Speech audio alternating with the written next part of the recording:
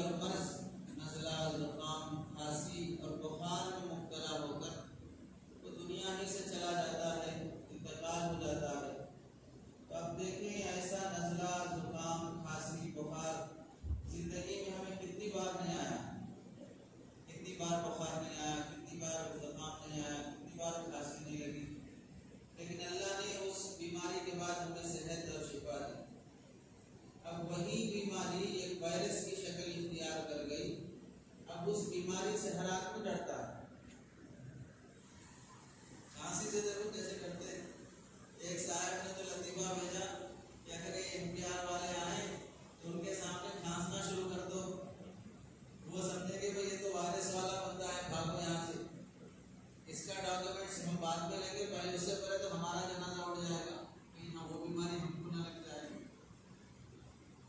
اب یہ احتجاج اور شاہین باغ اور فلاں فلاں سے کچھ نہیں ہوگا، بس کوئی آئے کاغذ کھول دے تو کھانسنا شروع کر دو، یہ سب سے بڑا احتجاج ہے، کوئی پوچھنے کی ہمت نہیں کرے گا۔ تو گھر میں 4-5 بندے رہتے تو 4-5 ایک ساتھ کھانسنا شروع کر دیں، اس کی تو ہوا ہی اٹھ جائے گی۔ تو خیر یہ تو لطیفہ تھا، اگر آنے والا بھی کھانستا ہوا ہے تو پھر آپ تو کہاں جائیں گے نہیں معلوم۔ ایک معمولی سی بیماری، مرض، اور اللہ کتنا اس سے بندے کو آزما رہے ہیں۔ ملکوں کے ملک، اور جو ملک فخر کرنے والے تھے اپنی ایٹمی ہتھیار پر، اپنی ٹیکنالوجی پر، اپنی ٹیکنالوجی کی وجہ سے وہ لوگ اللہ کی طاقت سے مقابلہ کرنے کے لیے تیار ہو رہے تھے اور اپنی ٹیکنالوجی کو خدا سمجھ کے جی رہے تھے، آج وہ سب عاجز اور مجبور ہو گئے ہیں، بے دست و پا ہو گئے کہ اب کچھ نہیں کر پا رہے ہیں، مجبور ہو گئے۔ ایک ماسک کے لیے وہ لوگ پریشان ہو رہے ہیں کہ ملک کے ملک میں ماسک نہیں مل رہا۔ ایسی مجبوریوں سے 104 ملکوں میں جس کا بزنس چلتا ہے چائنا، آج وہ ملک تھوڑے سے ماسک کے لیے پریشان کی رہا ہے۔ امریکہ اتنا سپر پاور 45 ملکوں میں جس کا بزنس چلتا ہے، وہاں 150 سے زائد موتیں ہو چکی، وہ اس کے کئی ریاستیں متاثر ہو چکی۔ اب یہ بھی بات ہے کہ بھئی یہ وائرس اللہ کی طرف سے عذاب کی شکل میں آیا ہے یا خود یہ امریکہ کی چال ہے۔ اس سے پہلے صدام کے زمانے میں اس وائرس کی خبر پھیلی تھی، آج سے 10 سال پہلے اس وائرس کے بارے میں انگریزی میں ایک کتاب لکھی جا چکی، اور اس وائرس پر ایک فلم بن چکی جو اس سے 5 سال پہلے ریلیز ہو چکی۔ اس فلم میں جو دکھایا گیا کہ یہ وائرس جس ووہان نامی شہر سے شروع ہوا، فلم میں جیسے دکھایا گیا ریئل میں بھی اسی شہر سے وائرس شروع ہوا۔ جیسے 9/11 سے پہلے وہ بلڈنگیں گرائے جانے سے پہلے امریکہ کی، اس سے پہلے ٹام اینڈ جیری فلم نکالی جا چکی، اس میں دکھایا جا چکا کہ اس تاریخ کو یہ بلڈنگیں گرنے والی ہیں، اور اس کے 2-4 سال کے بعد وہ بلڈنگیں گرائی گئی۔ تو دشمن کس پلاننگ سے کام کر رہا ہے، بہت سمجھنے کا مرحلہ آنے تک وہ سب گزر چکا رہتا ہے۔ اب موقع ہاتھ سے جا چکا رہتا ہے، دشمن کی منظم پلاننگ کو انسان سمجھنے کے قابل ہونے سے پہلے وہ اپنا کام کر چکا رہتا ہے۔ اور یہ اشارے خاص طور سے عرب انگریزی ممالک کے جو فلمیں بنتی ہیں، وہ لوگ ان اشاروں کا یہ سارے واقعات کا پہلے سے اشارہ کر دیتے ہیں، تاکہ جو ان کی جیسی ذہانت اور ہوشیاری رکھنے والے ملک ہیں اس سے پہلے ہی کچھ احتیاطی تدابیر اپنا سکیں، اور جو ملک ویسے نہیں ہیں یا جو ان کے اپوزٹ میں ہیں، دشمن ملک ہیں، ان کو متاثر کیا جا سکے۔ اب یہ تو اللہ ہی بہتر جانتے ہیں کہ یہ دشمن کی چال ہے یا نہیں، تو اللہ کی طرف سے عذاب ہے۔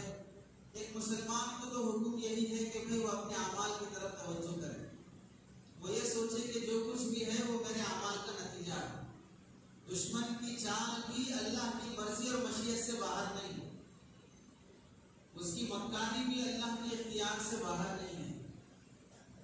اللہ کے نبی صلی اللہ علیہ وسلم نے امت کو فرمایا، نعمتان مغبون فیہما کثیر من الناس، 2 نعمتیں ایسی ہیں جس میں بہت سے لوگ پریشان ہیں، یعنی دھوکے میں پڑے ہوئے ہیں، وہ جانتے ہی نہیں ہیں کہ اللہ کی طرف سے یہ نعمت جو ہمیں ملی ہے کتنی بڑی نعمت ہے۔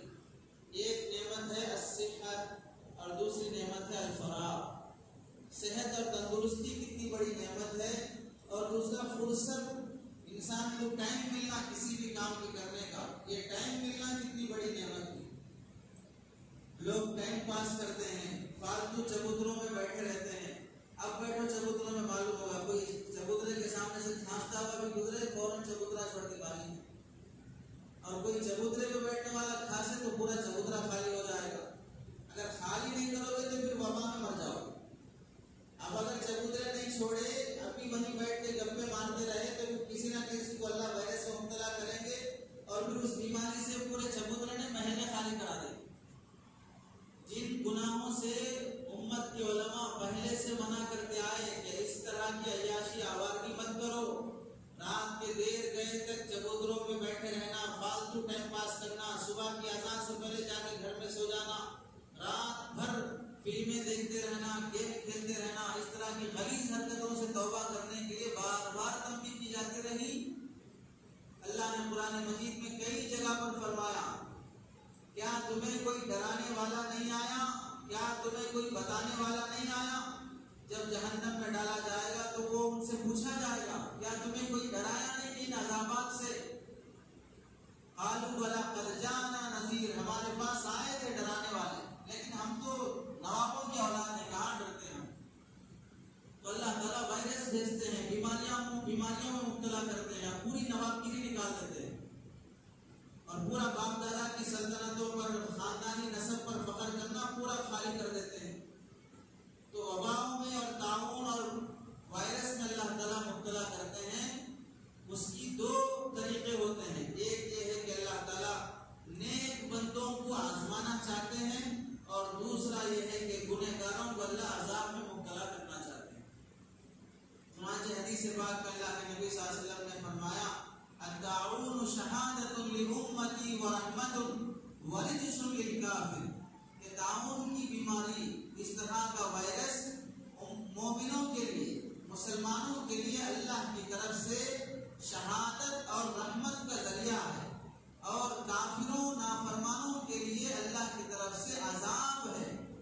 تو جو نیک لوگ ہیں اللہ تعالیٰ اس مرض کے ذریعے سے انہیں شہادت کی موت دینا چاہتے ہیں، اور جو گنہگار اور نافرمان ہیں اللہ تعالیٰ انہیں عذاب کی شکل میں موت دینا چاہتے ہیں۔ دیکھیے، صحت دنیا کی نعمتوں میں سے بہت بڑی نعمت ہے۔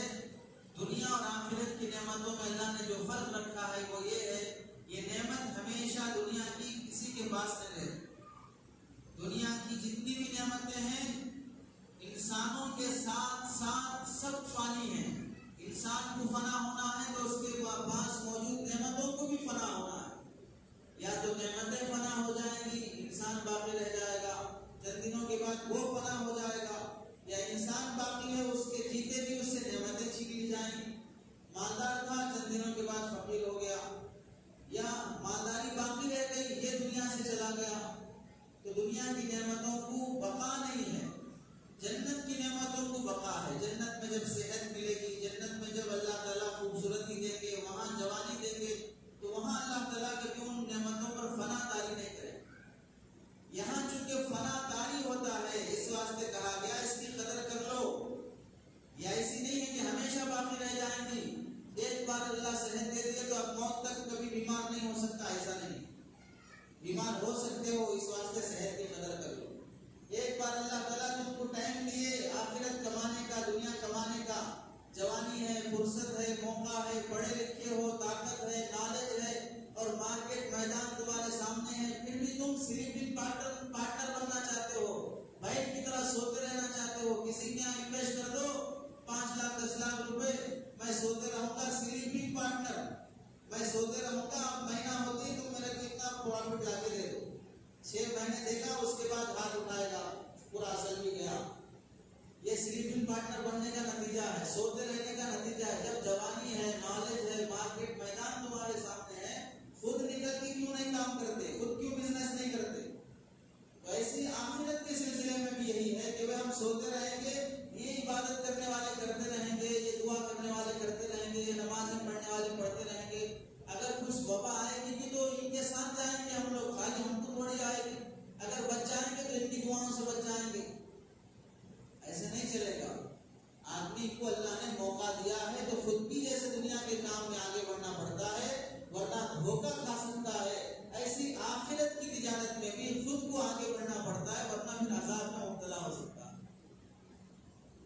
ایسے موقع پر اللہ کے نبی صلی اللہ علیہ وسلم نے فرمایا بیماری بعض ایسی ہوتی ہے کہ بعض بیماریاں متعدی ہوتی ہیں، دوسروں تک اس کا وائرس پہنچ سکتا ہے، اور بعض بیماریاں ایسی ہوتی ہیں جو دوسروں کا اس کا وائرس نہیں لگتا۔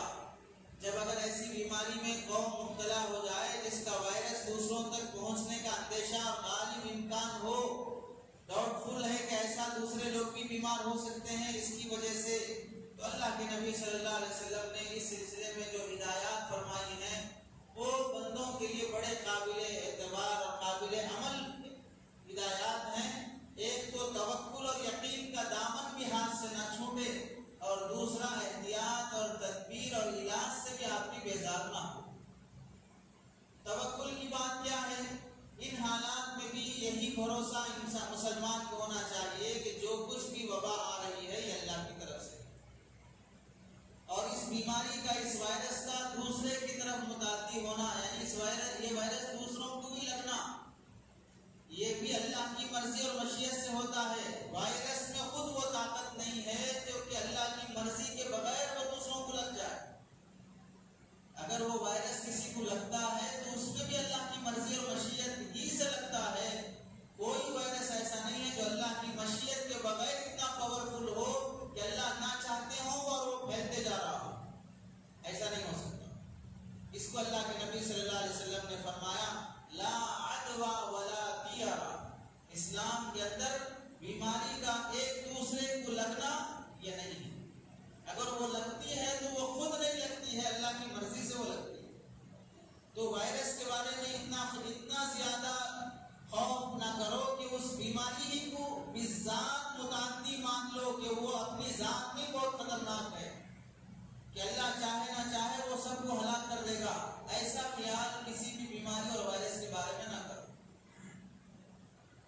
اور ایسے اللہ کے نبی صلی اللہ علیہ وسلم نے یقین اور توکل کو سکھاتے ہوئے ایک مرتبہ صحابہ کھانا کھا رہے ہیں، ایک آدمی جو جذام کی بیماری میں مبتلا تھا، جس کی انگلیاں گل جاتی ہیں، اور بعض لوگوں کو دیکھتے ہوں کہ ہاتھ کی انگلیاں اس طرح ہو جاتی ہیں، تو انگلیاں جسم گلنے کی بیماری میں مبتلا تھا، تو صحابہ اس سے گھن کرتے ہوئے اس کو شریک نہیں کر رہے تھے کھانے میں۔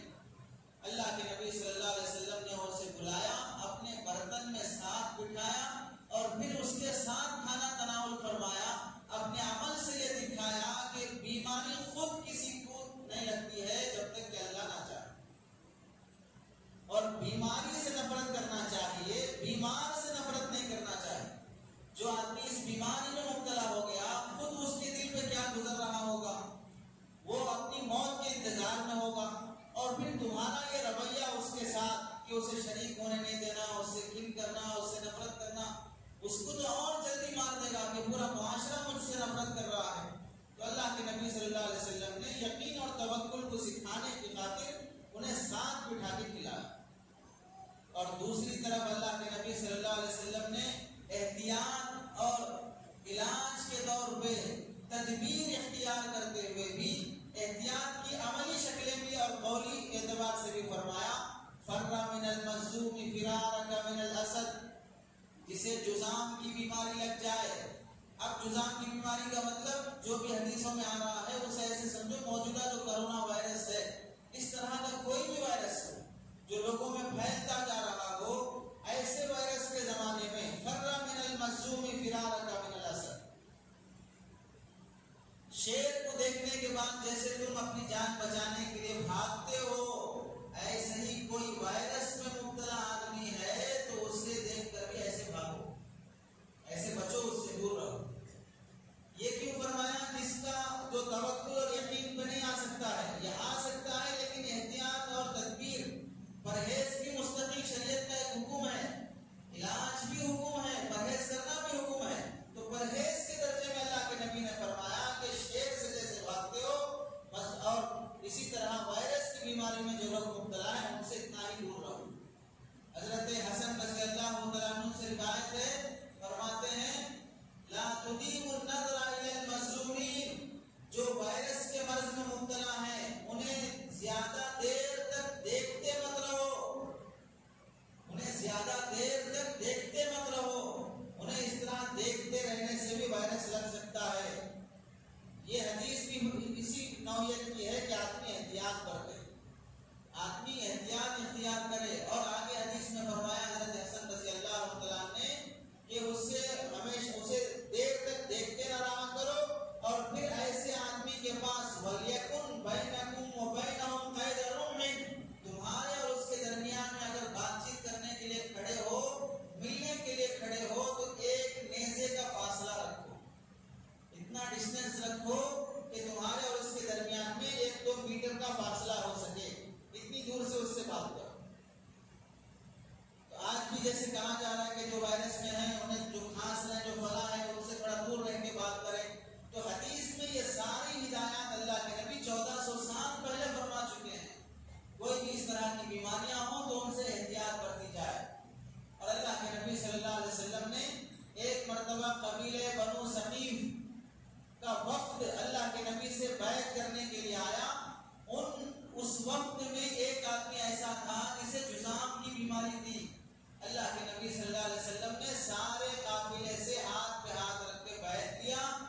وہ جو آدمی تھا جسے جذام کی بیماری تھی، انہیں دور سے ہی اللہ کے نبی نے فرمایا میں تم سے غائبانہ بیعت لے لیا ہوں، قریب آنے کی ضرورت نہیں ہے. تو اس میں اللہ کے نبی صلی اللہ علیہ وسلم نے احتیاط کے طور پہ، عملی طور پہ بھی کر کے دکھایا کہ جو اس طرح کے مرض میں ہو اس سے آدمی بچا جائے. اور ایسے ہی جب حضرت عمر رضی اللہ عنہ کے زمانے میں وائرس طاعون کی شکل میں پھیلا تو حضرت عبداللہ بن مسعود رضی اللہ عنہ نے ارشاد فرمایا، حدیث سنائی، اذا کنتم بِأَرْضٍ، اگر تم کسی ایسے علاقے میں ہو، وقع طاعون فیہا، اگر وہاں پر طاعون واقع ہو جائے، طاعون کی بیماری پھیلنا شروع ہو جائے، فلا تخرجوا منها فرارا منہ، تو اس علاقے سے نہ نکلو اس سے بھاگتے ہوئے کہ ہم کو یہ نہ لگ جائے. اگر تم کسی ایسے ملک میں ہو، کسی ایسے شہر میں ہو جہاں پر یہ وبا پھیل جائے تو وہ شہر چھوڑ کر نہ جاؤ. چھوڑ کر جانے سے کیا نقصان ہوگا؟ ایک نقصان تو یہ ہوگا کہ جو تمہارے ساتھ رہ رہے ہیں، مثلا گھر میں 8 آدمی رہ رہے ہیں، اس میں ایک آدمی کو اگر وائرس لگ گیا، باقی 7 اسے چھوڑ کے چلے گئے، تو وہ ایک آدمی کے ساتھ یہ اخلاقی اور انسانی رویہ نہیں ہے. وہ بیچارہ بیماری میں ہے، تم اس کی تیمارداری اور علاج کرنے کے بجائے ڈسٹینس مینٹین کرتے ہوئے، فاصلہ رکھتے ہوئے اس کا علاج تیمارداری کرنے کے بجائے تم چھوڑ کے چلے جانا، یہ انسانیت کے خلاف. اور دوسری بات، جب تم چلے گئے اسے چھوڑ کے، وہ بھی یہ سمجھا کہ بھائی میں یہاں رہوں گا تو اور بیمار ہو جاؤں گا، کسی اچھی آب و ہوا میں جاؤں، ہو سکتا ہے کہ مجھے یہ بیماری کم ہو جائے. وہ سوچ کے جب وہ چھوڑ کے آئے گا تو پھر تم سب کو بیمار کر دے گا. یعنی وہ بیماری اللہ کے حکم سے متعدی ہو سکتی ہے. اور تیسری بات یہ ہے کہ جو چھوڑ کے جا رہے ہیں، ہو سکتا ہے کہ وہ یہ سمجھ رہے ہیں کہ ہمارے اندر وائرس نہیں ہے، ہم چھوڑ کے جا کے دوسری جگہ سیف ہو سکتے ہیں. ان کے اندر وائرس ہو، ان کو پتہ نہ چلے، تو پھر وہ جب دوسری جگہ جائیں گے تو وہ وائرس وہاں پھیل سکتا ہے. تو اس لیے اللہ کے نبی صلی اللہ علیہ وسلم نے فرمایا کہ جب تم کسی علاقے میں ہو، وہاں وائرس پھیل جائے، اس علاقے کو چھوڑ کر نہ جاؤ. اور دوسرا حکم یہ فرمایا، اگر کسی علاقے میں اس طرح کا وائرس چل رہا ہو تو تم جان بوجھ کر اس علاقے کی طرف سفر کر کے مت جاؤ. جان بوجھ کر اس علاقے کی طرف سفر مت کر کے جاؤ. اسی لیے آپ مثال کے طور پہ اب چائنا میں بہت زیادہ موتیں ہو چکی ہیں، ایران میں ہو رہی ہیں، مختلف ملکوں میں اس طرح کی موتیں ہو رہی ہیں. اب حکومت کی طرف سے ایئر لائنز پر پابندی لگ گئی کہ بھائی انڈیا سے کوئی وہاں سفر نہیں کر سکتا. تو یہ کوئی ایسی ظالمانہ قانون نہیں ہے. یہ ساری باتیں حضور پاک صلی اللہ علیہ وسلم کی ہدایات اور روشنی میں پہلے بتائی جا چکی ہیں کہ احتیاط کے طور پہ ان ملکوں کا سفر نہ کیا جائے. احتیاط کے طور پہ ان ملکوں کا سفر نہ کیا جائے. وہاں سے کوئی آدمی بزنس کا معاملہ رکھا ہے، اگر وہ بزنس جائے بغیر کر سکتا ہے تو اسے کنٹینیو کرے، اگر نہیں جانا ہی پڑ رہا ہے تو چند دنوں کے لیے اسے موقوف کر لے. تو یہ ساری ہدایات اللہ کے نبی صلی اللہ علیہ وسلم مسلمانوں کو فرمائی ہیں. اور اس میں اس کے علاوہ خاص طور سے جو توجہ دلائی گئی وہ حضرت ابن عمر اور حضرت ابن عباس رضی اللہ عنہ کی روایات میں ہے کہ اللہ تعالیٰ عمومی وبا اور وائرس بندوں میں کب مبتلا کرتے ہیں، بندوں کو کب مبتلا کرتے ہیں؟ جب ان میں زنا بدکاری عام ہو جاتی ہے، دھوکہ یہ جو متعدی گناہ ان میں عام ہو جاتے ہیں تو اللہ تعالیٰ متعدی بیماریاں ان میں عام کر دیتے ہیں. زنا، دھوکہ، ناپتول میں کمی، یہ ایسی بیماریاں ہیں، ایسے گناہ ہیں جن گناہوں کا وبال متعدی ہوتا ہے تو اللہ تعالیٰ ان پر ایسے امراض اور ایسے وائرس مسلط کر دیتے ہیں جو وائرس بھی دوسروں تک اور دوسروں تک متعدی ہوتا ہے. تو ہمیں ان گناہوں سے توبہ کی طرف توجہ کرنا چاہیے. کتابوں میں لکھا ہے مروان بن عبد الملک بن مروان کے زمانے میں طاعون کی بیماری بہت زیادہ پھیلی تو عبد الملک بن مروان اتنا خوف زدہ ہوا اس بیماری سے کہ اپنے ساتھ چند فوجیوں کو لے کر گھوڑے پہ سوار ہو کے 1 ہفتہ 1 مہینے کا توشہ اپنے ساتھ کر لیا اور شہر سے دور کہیں کھلی آب و ہوا میں جا کر جہاں طاعون نہ پہنچے یا جہاں پر ایسی آب و ہوا ہو کہ وہاں طاعون سے متاثر نہیں ہوا جا سکتا ہے، اپنے ایک نوکر غلام کو ساتھ لے کے نکلنے لگا اور اتنا خوف زدہ تھا کہ زمین پر پیر رکھنے سے ڈرتا تھا کہ اگر کہیں زمین پہ اتروں گا تو کہیں بیماری نہ لگ جائے. کئی دن گھوڑے پہ ہی اپنی زندگی گزارنا شروع کیا، ضرورت کے وقت اترتا فوراً سوار ہو جاتا. ایک دن اس نے اپنے نوکر سے کہا کہ کوئی قصہ کوئی کہانی سناؤ، کوئی کہانی سناؤ. تو نوکر نے سوچا اچھا موقع ہے سنانے کا، بادشاہوں کو بولنے کا موقع کم ملتا ہے ورنہ وہی لوگ پھینکتے رہتے ہیں، زیادہ سنتے تو نہیں ہیں، خالی پھینکتے رہتے ہیں. رات کے 8 بجے اٹھ کے بولیں گے کل سے نوٹ بند، رات کے 8 بجے اٹھ کے بولیں گے کل سے فلاں بند، تو خالی پھینکتے رہتے ہیں. ان کو بولنے کا موقع کم ملتا ہے. تو غلام نے سوچا چلو موقع ہے بولیں. تو اب اس نے کہا بادشاہ میں نے سنا کہ ایک زمانے میں ایسا ہوا، ایک لومڑی کی شیر سے بڑی اچھی دوستی تھی. لومڑی کو دوستی میں کہیں سفر پہ جانا تھا تو اس نے اپنے بچے کو شیر کے حوالے کیا کہ تم اس کی حفاظت کر لو. کہانی ہے مختلف طریقے سے لکھی جاتی ہے کتابوں میں. جب وہ سفر پہ چلی گئی آنے کے بعد شیر دیکھا تو اس کا بچہ نہیں ہے، لومڑی نے دیکھا اس کا بچہ نہیں ہے. شیر سے پوچھا کیا ہوا تو وہ پیٹھ پہ سوار کرا کے جنگل کی سیر کرا رہا تھا. آسمان سے عقاب پرندہ آیا، چیل آئی اور اسے اٹھا کے لے گئی. میں بہت کوشش کیا بچانے کی لیکن نہیں بچا سکا. لومڑی نے کہا آپ بادشاہ جنگل کے، آپ ایک چھوٹے بچے کی حفاظت نہیں کر سکے. تو شیر نے کہا میں جنگل کا بادشاہ ہوں، زمین کا بادشاہ ہوں، زمین کے اوپر آنے والی مصیبتوں کو بچا سکتا ہوں، آسمان سے آنے والی مصیبتوں کو میں نہیں بچا سکتا. تو یہ طاعون کی بیماری، وائرس کی بیماری جب اللہ کی طرف سے آئی ہے اور آپ فوج کو ساتھ لے کر، آپ توشہ ساتھ لے کر شہر چھوڑ کے جا رہے ہیں، جبکہ تمہارا جو دشمن ہے کوئی فوج نہیں ہے، یہ تمہارا دشمن آسمان سے اللہ کی طرف سے اگر آپ کو عذاب میں مبتلا کرنا چاہ رہا ہے تو آپ ہرگز اللہ کے عذاب سے نہیں بچ سکتے. تو بادشاہ کو وہ کہانی بڑی پسند آئی، عبرت آموز تھی. واپس شہر آیا، اللہ کے بھروسے پر رہا اور کوئی اسے بیماری نہیں لگی. یعنی اس میں نصیحت یہ ہے کہ اللہ کی طرف سے جب عذاب آئے آدمی زمینی تدبیریں اختیار کرتا رہے اور اللہ کی طرف متوجہ نہ ہو تو ہرگز نہیں بچ سکتا. تو وائرس سے بچنے کے لیے جو ہیلتھ ڈپارٹمنٹ کی طرف سے ہدایات ملتی ہیں ان پر عمل کرنے کے ساتھ ساتھ یہ عذاب جس کی طرف سے آیا ہے ادھر متوجہ ہونا ضروری ہے. جب زمین کے دروازے بند ہو جائیں تو آسمان کے دروازے کھٹکھٹانا انسان کی عقل مندی ہے.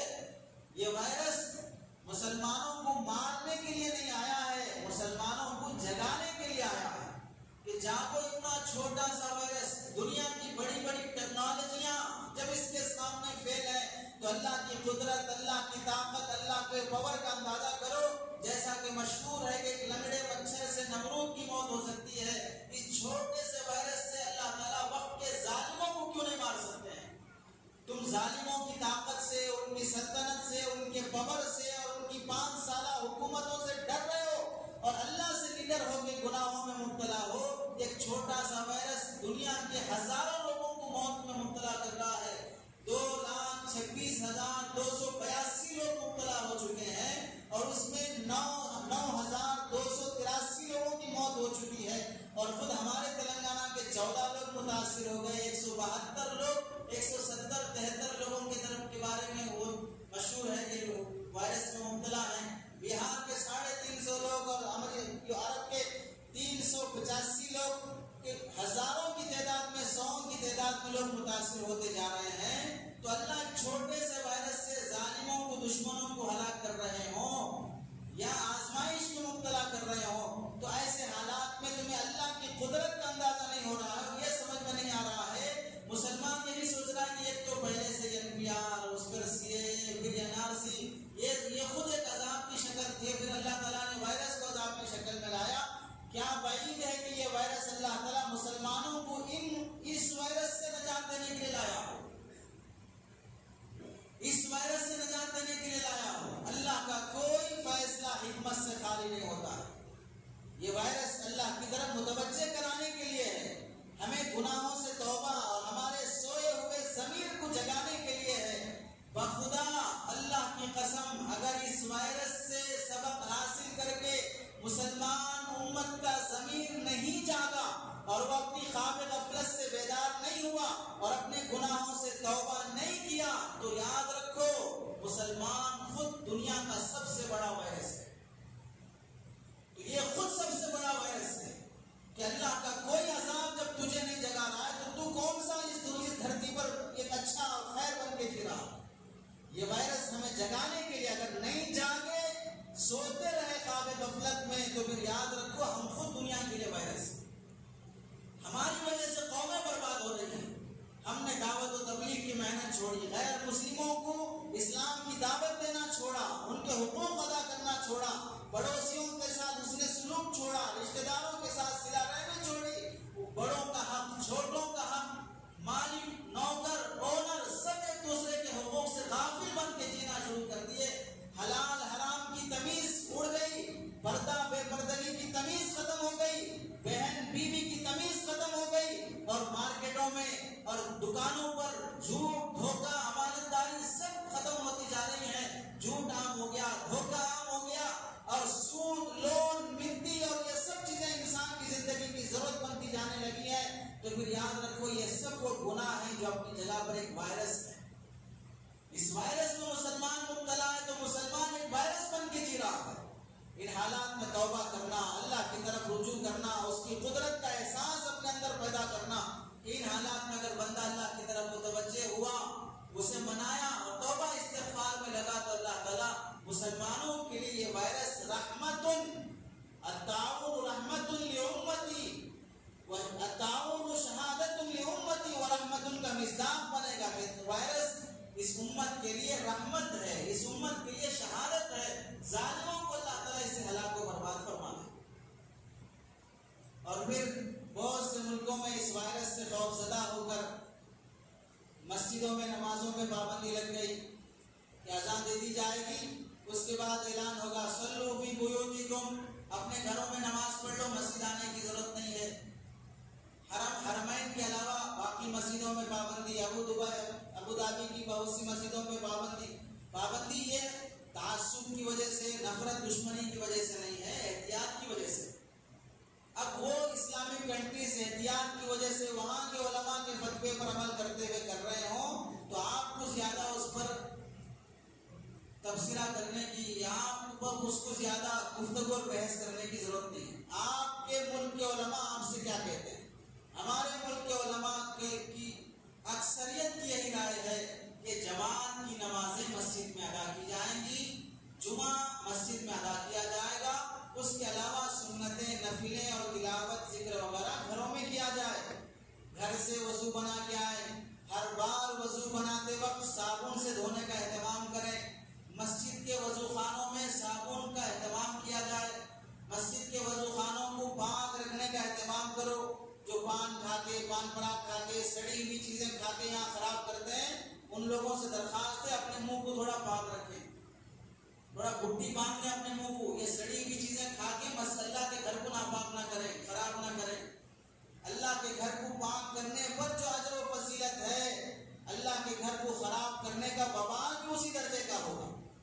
تمہارے گھر کے واش روم پاک رہیں گے، وہاں پر بالٹیاں پانی بہائیں گے، اور یہاں مسجد کے واش روموں کو گندا رکھا جائے گا، اسے سڑا ہوا رکھا جائے گا، مسجد کا کرنٹ استعمال کریں گے، مسجد کا پانی استعمال کریں گے، مسجد کے واش روم یوز کریں گے، کبھی راحت حاصل کرنے کے لیے مسجد میں گھنٹوں بیٹھے رہیں گے، سوتے رہیں گے، مسجد کے تعاون کی خاطر اللہ کی محبت میں مسجد کا چندہ دینے میں پہل نہیں کرنا، مسجد کی صفائی میں پہل نہیں کرنا، کتنی غداری کی بات۔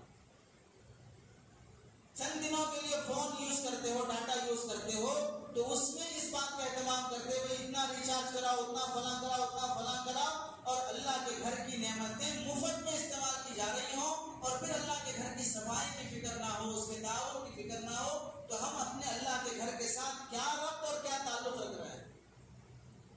مشترکہ تولیہ استعمال نہ کیا جائے۔ مسجدوں میں بعض مسجدوں میں تولیہ لگاتے ہیں، ہر آنے والا وضو کرنے والا اس تولیے سے صفائی کرتا ہے، ہاتھ چہرہ پوچھتا ہے، ایسے ایک دوسرے کے تولیے استعمال نہ کیے جائیں۔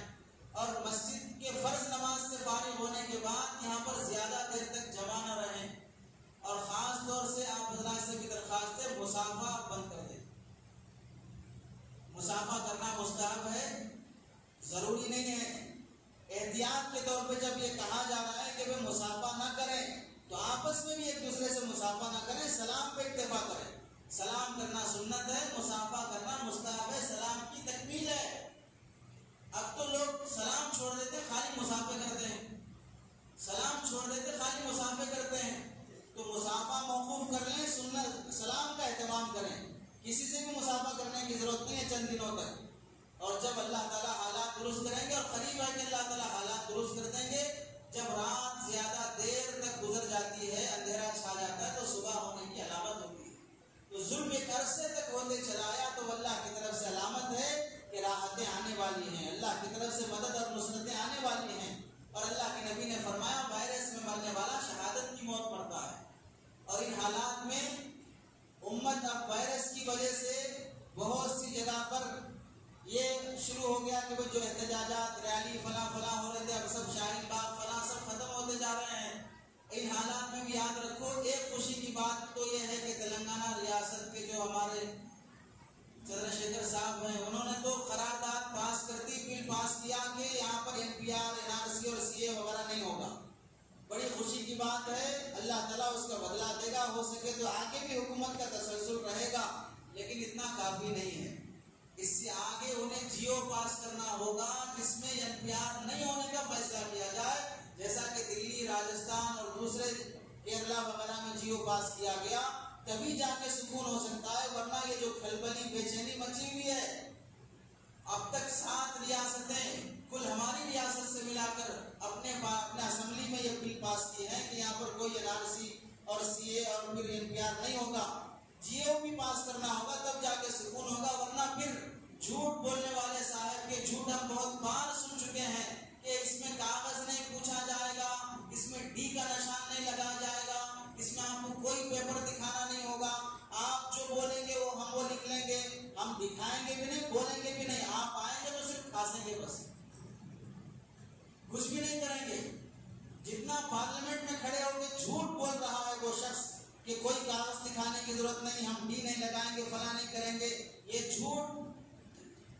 جب وہ آرٹیکل 370 ختم کیا جا رہا تھا، وہ جھوٹ سب واضح ہو چکا تھا کہ یہ پورے قانون کے دائرے میں ہم آرٹیکل 370 یہ کر رہے ہیں، فلاں کر رہے ہیں۔ جس جھوٹے نظام کے ساتھ 3 طلاق کے مسئلے کو پاس کیا گیا، بابری مسجد کے مسئلے کو ختم یہ کیا گیا، اور پھر وہ فیصلہ کرنے والے کو پارلیمنٹ کا حصہ بنا رہے ہیں۔ یہ جو جھوٹ آپ کا چلتے ہوئے آ رہا ہے، یہ قوم دیکھ چکی ہے اور دیکھتی رہی ہے۔ 100 بولنے کے مقابلے میں 1 لکھنا کافی ہے۔ جو بول رہے ہیں اسے بل پاس کر کے بولا جائے، تب جا کے ہمارا احتجاج اور جو کچھ بھی اس بارے میں بولنا ہے وہ موقوف کیا جائے گا۔ اور اس کے علاوہ NPR ہونا ہے تو 2011 کا ہوگا، جس میں زائد سوالات ختم کیے جائیں گے۔ اس کے علاوہ کوئی بھی آپ کے گھر پہ آپ کے بارے میں پوچھنے آئے، بھائی آپ کا نام کیا ہے، آپ کا فلاں نام کیا ہے، تو سیدھے سیدھے پوچھو بیٹی دیکھ رہے کیا میرے واسطے، میں شادی شدہ ہوں، دوسری شادی کے لیے آئے تو بولو، پہلے ان کا بایو ڈاٹا دکھا، پھر اس کے بعد میں اپنا بایو ڈاٹا دکھاتا ہوں۔ تو اس واسطے کوئی اپنے ڈاکومنٹس نہیں دکھائیں گے، اور صحت کے تدابیر اختیار کرو، باقی صفائی اختیار کرو۔ اللہ سے دعا ہے سنی باتوں پر عمل کی توفیق نصیب فرمائے۔